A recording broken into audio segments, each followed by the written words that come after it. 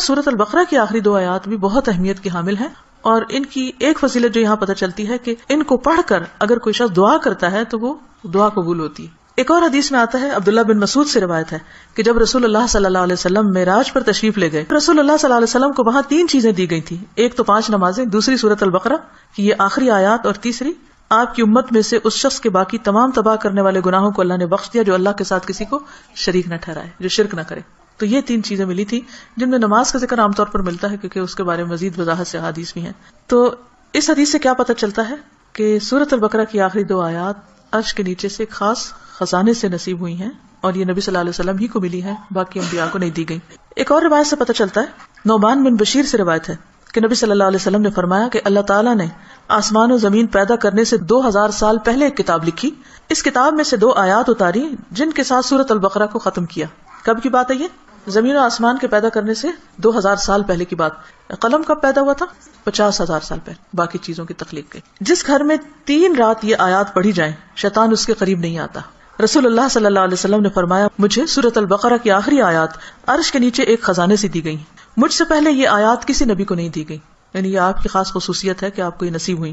اور پھر ایک اور جگہ یہ بات بھی پتہ چلتی ہے ان آیات کے بارے میں کہ جو شخص رات کے وقت ان آیات کو پڑھ لیتا ہے تو وہ اسے ہر چیز سے کافی ہو جاتی۔ تو آپ اس کو اپنی عادت بنا سکتے ہیں، رات کو سونے سے پہلے پڑھ لیں، یا کسی نماز میں پڑھ لیں، مغرب یا عشاء کی نماز میں پڑھ لیں، یا ویسے ہی بیٹھ کے پڑھ لیں، کیونکہ ان کی فضیلت بہت زیادہ ہے۔ عبداللہ بن عباس بیان کرتے ہیں کہ ایک دن جبریل علیہ السلام نبی صلی اللہ علیہ وسلم کے پاس بیٹھے ہوئے تھے کہ ایک بہت زور کی آواز سنی۔ جبریل علیہ السلام نے اپنا سر اٹھایا اور کہا کہ آسمان کا ایک دروازہ ہے جو آج کھلا ہے، آج سے پہلے یہ کبھی نہ کھولا گیا۔ پھر اس سے ایک فرشتہ اترا۔ جبریل علیہ السلام نے کہا کہ یہ ایک فرشتہ ہے جو آج سے پہلے کبھی زمین پر نہیں اترا۔ فرشتے نے سلام کیا اور کہا کہ آپ صلی اللہ علیہ وسلم کو 2 نوروں کی خوشخبری ہو جو آپ کو عنایت ہوئے ہیں، آپ سے پہلے یہ کسی نبی کو نہیں دیے گئے، اور دوسری سورۃ البقرہ کی آخری آیات، کوئی حرف اس میں سے تم نہ پڑھو گے کہ اس کی مانگی ہوئی چیز تمہیں نہ ملے، یعنی اس کو پڑھ کر اور دعائیں بھی قبول ہوتی ہیں۔ تو ان آیات کا ترجمہ جو ہے وہ آپ دیکھ سکتے ہیں قرآن پاک ترجمے والے سے، لیکن یہ ہے کہ جو خاص بات ان آیات میں کی گئی ہے، پہلے تو اس میں ایمان پر بات ہے کہ رسول خود بھی ایمان لائے ہیں اور سارے مومن بھی۔ کن کن چیزوں پر؟ اللہ پر، ملائکہ پر، کتب پر، رسول پر۔ دوسری اہم بات، لا نفرق بین احد من رسلہ، کہ ہم رسولوں کے درمیان فرق نہیں کرتے۔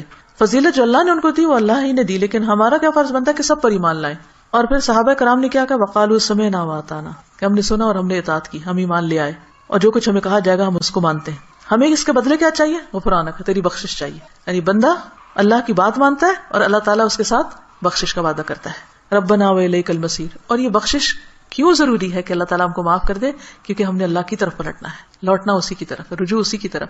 پھر فرمایا کہ لا یکلف اللہ نفسا الا وسعہا، ہر بندے سے حساب اتنا ہی ہے جتنی وہ استطاعت رکھتا ہے، اسی کا مکلف ہے، اس سے زیادہ اس سے نہیں پوچھا جائے گا، چاہے جسمانی صحت ہو، چاہے مال ہو، چاہے اولاد یا عقل یا کچھ بھی، تو ہر شخص کا حساب اتنا ہی ہے۔ لہا ما کسبت وعلیہا ما اکتسبت، اسی کو ملے گا جو اس نے نیکیاں کی اور اسی کے ذمہ ہے وبال جو اس نے غلط کام کیے، فائدہ بھی اسی کا اچھے کام کرنے کا، نقصان بھی اسی کا غلط کام کرنے کا۔ تو پھر ہم دعا کیا کرتے ہیں؟ ربنا لا تؤاخذنا ان نسینا او اخطانا، اللہ اگر ہم بھول جائیں یا ہم سے خطا ہو جائے تو تو ہمیں پکڑنا نہیں، مؤاخذہ نہیں کرنا۔ ربنا ولا تحمل علینا اصرا کما حملتہ علی الذین من قبلنا، اللہ ہم پر وہ بوجھ نہ ڈالنا جو ہم سے پہلے لوگوں پہ ڈالا، یعنی ان کی شریعتیں جو تھی وہ مشکل تھی، ہماری شریعت بہت آسان ہے۔ مثلا نبی صلی اللہ علیہ وسلم جب حج پہ تشریف لے گئے تو آپ نے کچھ ریچولز کی ایک ترتیب بتائی، لیکن چونکہ کراؤڈ بڑا تھا تو اس ترتیب میں کچھ لوگوں نے فرق کر دیا۔ کیا تھا کہ جیسے آپ پہلے رمی جمار کریں، پھر اس کے بعد سر مڈائیں، پھر اس کے بعد احرام کھول دیں، لیکن کچھ لوگوں نے اس ترتیب کو آگے پیچھے کر دیا، تو اس پر آپ نے فرمایا لا حرج، لا حرج، کوئی حرج نہیں، کوئی نقصان نہیں۔ تو یہ ہمارے دین کی ایک سہولت ہے، آسانی ہے۔ تو یہاں دعا یہ مانگی جا رہی ہے کہ اللہ جس طرح پچھلے لوگوں کے اوپر پابندیاں لگ گئی تھی یا ان کو کچھ مشکلات ہوئی تھی تو ہمیں اس سے محفوظ رکھنا۔ ربنا ولا تحملنا ما لا طاقت لنا بہ، اللہ ہمارے اوپر ایسا بوجھ نہ ڈالنا جس کی ہمیں طاقت نہیں۔ اب دیکھیے کہ اگر ہم امن سے ہیں، سلامت ہیں، ہم سانس لے رہے ہیں، کھا پی رہے ہیں، جس کا مطلب اللہ کی رحمت ہے ہم پر۔ کوئی بھی چیز آپ دیکھیں کہ کسی وقت بھی آؤٹ آف کنٹرول ہو سکتی، سورج کسی وقت آؤٹ آف کنٹرول، ستارے آپس میں ٹکرا سکتے ہیں، زمین کے اندر سے لاوا ابل سکتا ہے، زلزلہ آ سکتا ہے، انسان کسی کام کرنے کی سکت نہ رکھے، بیٹھے بٹھائے اس کو کچھ ہو سکتا ہے، اس کے بولنے کی قوت، اس کے دیکھنے کی، اس کے سننے کی کچھ بھی چھن سکتی ہے۔ تو اللہ تعالیٰ سے ہم دعا کرتے کہ یا اللہ ہم پر وہ بوجھ نہ ڈال جس کے اٹھانے کی ہمیں سکت نہیں، یعنی ایسی کسی آزمائش میں نہ ڈالنا کہ جس سے ایمان جانے کا خطرہ ہو. کچھ دن پہلے مجھے کسی نے فون کیا اور بتایا کہ فلاں جگہ پر جو لوگ قید ہوئے تھے ان میں سے ایک کو 40 سال کی قید بامشقت کی سزا سنائی گئی. جگہ کا نام میں ویسے نہیں لے رہی کہ پھر پن پوائنٹ ہو جاتا ہے کہ کہاں کی بات. تو میری بیٹی نے کہا کہ میرے ذہن سے یہ بات اتر ہی نہیں رہی، کیونکہ جو اس آدمی کی بیوی تھی اس نے فوراً ہی کھلا لے لی کہ میں تم اتنا ویٹ نہیں کر سکتی، اور حالانکہ اس کی بچی بھی تھی چھوٹی. اور 40 سال تک کون جیتا ہے ماں باپ میں سے، بہن بھائیوں میں سے، کہ جو اس کو پیچھے ملنے کے لیے جائیں، اور سزا بھی کوٹڑی کی سزا ہے کیونکہ تکلیف دہ قسم کی سزا ہے. تو وہ کہتی اس شخص کی بیوی نے خود آ کے بتایا کہ میں یعنی کہ کس طرح یہ سب کچھ ہوا اور کیسے وہ پکڑا گیا اور کیسے سزا ہوئی، کس طرح میں نے کھلا لے لی اور اب میں خود ارن کر رہی ہوں، اپنا زندگی چلا رہی ہوں. کہتی کہ مجھے جو چیز بہت زیادہ ڈسٹرب کر رہی ہے وہ یہ کہ دنیا میں بھی بعض اوقات لوگوں پر ایسی بڑی بڑی تکلیفیں آ جاتی ہیں کہ جس میں سارے ہی ساتھ چھوڑ جاتے ہیں، تو قبر میں کیا ہوگا، جہنم میں کیا ہوگا، کوئی حال نہیں پوچھنے آئے گا. اس لیے بہت ضروری ہے کہ ہم ایک تو دنیا میں بھی ایسی آزمائشوں سے پناہ مانگیں، کیونکہ آپ دیکھیں کہ آپ کو 40 سال ایک کمرے کے اندر رہنا پڑے یا ایک 4 دیواری کے اندر رہنا پڑے تو انسان کی حالت کیا ہو جائے. ہم اچھے بھلے کھاتے پیتے چلتے پھرتے، ہم کہتے ہیں جی اب ہمارے فزیکل چینجز آ رہے ہیں، اب ہم جوان ہو رہے ہیں، اب ہم بوڑھے ہو رہے ہیں، اب ایسا ہو رہا ہے، ابھی ویسا ہو رہا ہے. تو ایک شخص جس کی جوانی بڑھاپا سب کچھ ایک ڈیل کے اندر گزرے، اس کی کیفیت کیا ہو سکتی ہے جس کی کہ مجھے 40 سال یہاں رہنا ہے، 40 سال یہاں، اس کے لیے تو زندگی ایک طرح سے ختم ہے. تو میں نے اس کو سمجھایا کہ دیکھو 40 کے بعد نکلے گا تو صحیح نا، اگر زندہ رہا، اول تو پتہ نہیں کب تک زندہ. سوچو ان لوگوں کے بارے میں، تم اس سے زیادہ ڈسٹرب ہو تم ان کے بارے میں کہ جو قبر میں اس سے بڑی جیل میں، اور جو آخرت میں پکڑے جانے والے ہیں ان کا کیوں نہیں تم سوچ رہی، ان کے لیے کچھ کرو. ہم سب کا فرض بنتا ہے کہ کوئی اچھی بات ہمیں پتا ہے تو ہم دوسروں کے ساتھ شیئر کرتے رہیں تاکہ وہ بھی گناہوں سے بچیں. اسی سے آپ سوچیں کہ دنیا میں 40 سال ایک جیل میں گزارنا ایک وحشت ناک تصور لگتا ہے کیونکہ ہم ریلیٹ کر سکتے ہیں نا اس کو، لیکن قبر میں کوئی چلا جاتا مٹی کے نیچے، بھول گئے سب کون گیا کیا ہوا، وہاں تو کسی کی چیخ بھی باہر نہیں سنائی دینی، اور لوگ کیسے کیسے غلط کام کر رہے ہیں، خود ہم پتہ نہیں کہاں کہاں غلطیاں کر رہے ہیں.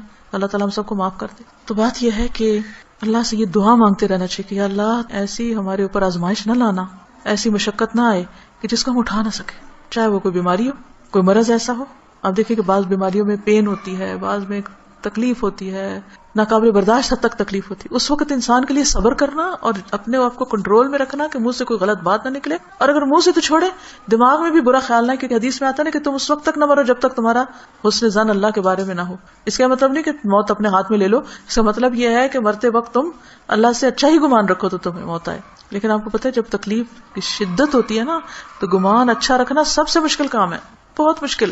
اس وقت مایوسی کی طرف سوچ ہو جاتی ہے فوراً. تو ربنا ولا تحملنا ما لا طاقت لنا به، اللہ ہم پہ وہ بوجھ نہ ڈال جس کے اٹھانے کی ہمیں طاقت ہی نہیں، ہم بہت کمزور انسان ہیں. ربنا ولا تحملنا ما لا طاقت لنا به واعف عنا واغفر لنا وارحمنا. یہ جو 3 لفظ ہیں جب انسان پڑھتا ہے تو سوچتا ہے یہ ایسا کیوں ہے، معاف کر دے، بخش دے، رحم کر، کیونکہ یہ بہت شدید ضرورت ہے ہماری کہ اللہ ہم کو معاف کر دے. ہم بہت غلطیاں کرتے ہیں، یعنی اس میں تاکید اور تکرار ہے. واعف عنا واغفر لنا وارحمنا. اگر شعوری طور پہ ہم ہر روز پڑھیں کم از کم ایک دفعہ تو کتنا فائدہ ہو سکتا ہے. انت مولانا فانصرنا علی القوم الکافر، تو ہمارا مولا ہے تو دنیا میں بھی تو ہمیں کافر لوگوں پر مدد دے. تو اللہ تعالیٰ ہمیں اس دعا کو پڑھنے اور سمجھنے اور عمل کرنے کی توفیق دے. السلام علیکم ورحمۃ. ہمارے چینل ڈاکٹر فرحت ہاشمی 2 کو ضرور سبسکرائب کریں اور بیل آئیکن کو دبانا نہ بھولیں.